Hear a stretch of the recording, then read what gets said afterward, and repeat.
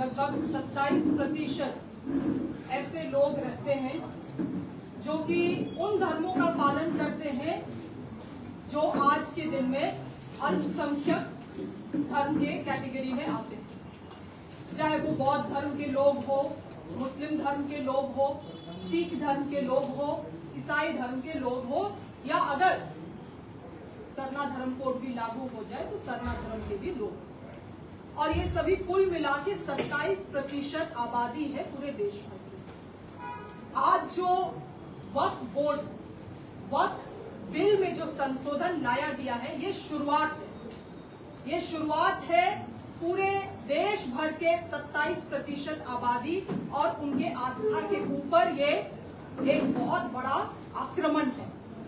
ये वक्फ बिल में जो संशोधन लाया गया, आज ये मुसलमान समाज से शुरुआत की गई, मगर इसका अंत कहाँ होगा? आज मुसलमान समाज है, कल अल्पसंख्यक के बौद्ध समाज होंगे, सिख समाज होंगे, सरना समाज होंगे, ईसाई समाज होंगे। इस तरह से आप देखेंगे तो संविधान में इन धर्मों को अपने प्रॉपर्टीज को एडमिनिस्टर करने के लिए, अपने इंस्टीट्यूशन को एडमिनिस्टर करने के लिए और अपने धर्म का प्रचार प्रसार करने के लिए कई सारे मौलिक अधिकार दिए गए।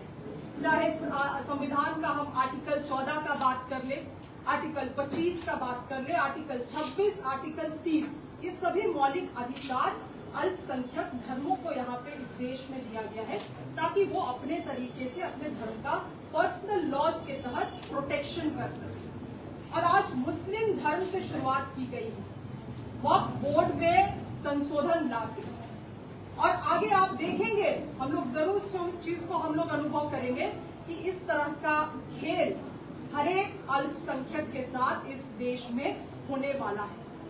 ये जो राज्यसभा और लोकसभा में डिस्कशन के तहत इस बिल को लाया गया, ये सरासर एक नैरेटिव गढ़ने का प्रयास था।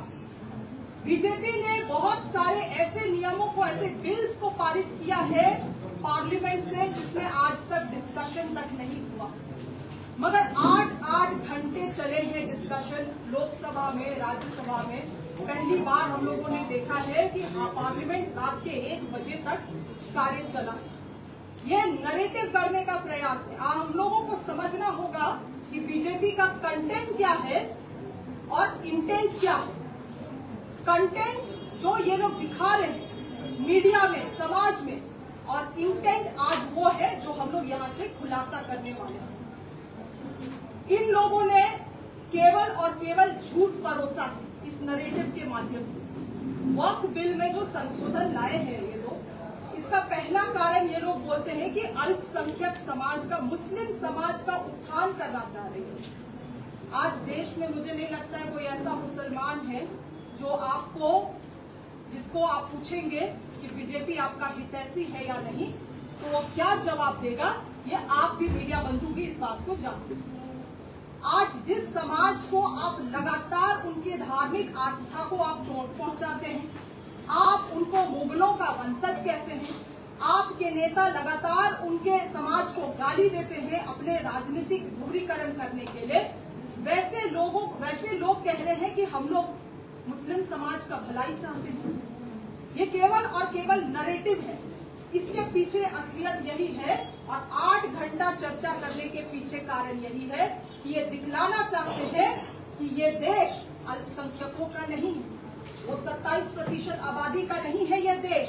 यहाँ पर्सनल लॉज आपका नहीं चलेगा, पर्सनल लॉज अल्पसंख्यकों का, माइनॉरिटीज का यहाँ नहीं चलेगा। यहाँ बीजेपी नियम कानून बनाएगी। अगर आपको नियम कानून, उस नियम कानून के तहत रहना है तो रहे, अन्यथा इस देश को छोड़े। पहला नैरेटिव इन्होंने करने का काम किया, झूठ के सहारे। दूसरा चीज इन्होंने कहा कि महिलाओं को, मुस्लिम महिलाओं को हम लोग प्रतिनिधित्वता देना चाहते हैं। मैं पूछती हूँ बीजेपी के लोगों से, आपके कितने सांसद हैं जो मुसलमान हैं, चाहे वो राज्यसभा में हो या आपके लोकसभा में हो? आपके विधानसभा में कितनी महिला विधायक बैठी हुई है जो मुस्लिम धर्म से आती हैं? आप इन्हीं मुस्लिम महिलाओं को हमेशा नीचा दिखाने का काम करते हैं और आज आप उनकी प्रतिनिधित्वता का बात कर रहे हैं। अगर यही प्रतिनिधित्वता आप देना चाहते हैं तो बीजेपी के लोग घोषणा करें कि अभी बिहार का चुनाव आने वाला है, लगभग 50% वो लोग महिलाओं के लिए सीट का रिजर्वेशन का बात करते हैं, उसमें से कम 10 से 15% ही मुस्लिम महिलाओं को सीट दे दिया जाए, अगर इतने ही मुस्लिम महिलाओं की हितैषी है। तीसरा झूठ इन्होंने करने का काम किया है ये कहते हुए कि वक्फ में जो संशोधन किया गया है वो आदिवासियों की जमीन का संरक्षण करेगा। ये जो बीजेपी के लोग आदिवासियों का और आदिवासियों की जमीन के हितैषी बनते हैं, 2014 में जब झारखंड में इनकी सरकार थी और ये लोग जब लैंड बैंक बना रहे थे और आदिवासियों का सरना मसना हड़गड़ी सारे जमीन को, गैर मजूरा आम जमीन को इन लोगों ने लैंड बैंक में डालने का काम किया, अपने पूंजीपति दोस्तों को लाभ पहुंचाने के लिए, और लगभग 201 से अधिक एमओयू साइन किए गए इन पूंजीपतियों दोस्तों के साथ यहाँ पे आदिवासियों का पारंपरिक जमीन को बेचने के लिए। तब इन लोगों का आदिवासियों के प्रति हमदर्दी कहाँ था? विधानसभा में इनकी सरकार थी, झारखंड में विधानसभा में मात्र 3 मिनट के अंतर्गत सीएनटी एसपीटी कानून, जो इस राज्य के आदिवासियों का सबसे बड़ा भूमि संरक्षण कानून है, उसको बदलने का इन्होंने कोशिश किया।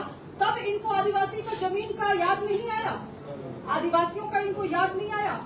2014 में लैंड डिजिटलाइजेशन लाके सभी आदिवासियों का जमीन नहीं, पूरे झारखंड भर का जमीन को जो डिजिटलाइजेशन करने का कोशिश किया गया, आज आप देखेंगे यही कारण है कि हमारे गांव के लोग अपना जमीन का रसीद ले लेके एक इस अंचल से दूसरे अंचल कार्यालय से जिला कार्यालय घूमते हैं अपने जमीन में संशोधन, अपने भूमि में करेक्शन करवाने के लिए, क्योंकि कई गलत तरीके से डिजिटलाइजेशन कर दिया गया है।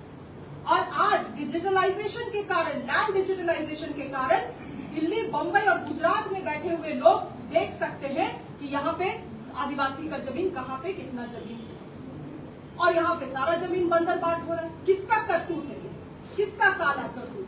बीजेपी के काला करतूत है ये। इसके अलावे ये लोग इतना आदिवासी के जमीन का हितैषी बन गया है अचानक से, जब वन संरक्षण अधिनियम में जब ग्राम सभा का प्राथमिकता को खत्म कर दिया गया, और वही समय था कि जब बिल में कोई डिस्कशन नहीं हुआ लोकसभा में, वो हंगामा के बीच में इन्होंने उस कानून को पारित कर दिया जहां पे वन संरक्षण अधिनियम में ग्राम सभा का प्राथमिकता को हटा दिया गया है, आदिवासियों के अधिकार को हटा दिया गया है। तब बीजेपी के लोगों को आदिवासियों का ध्यान नहीं आया।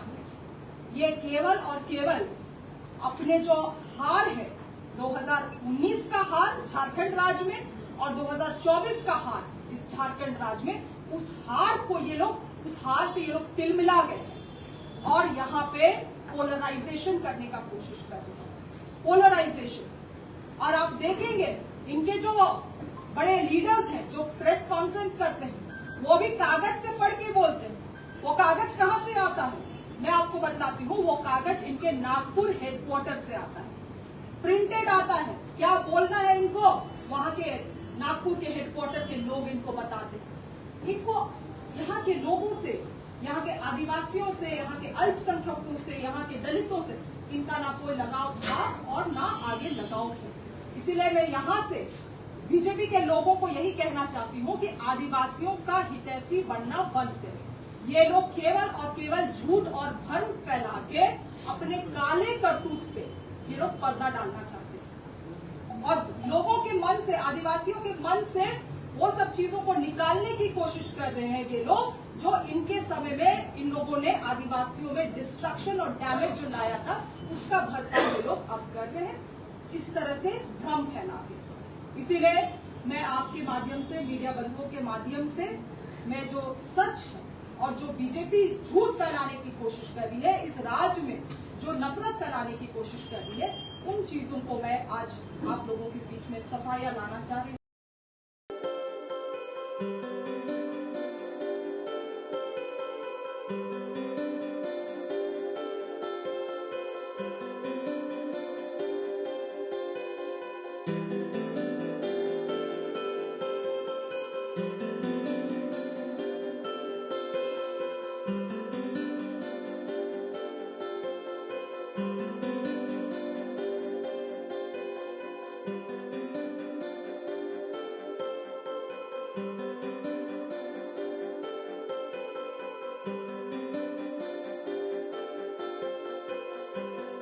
है।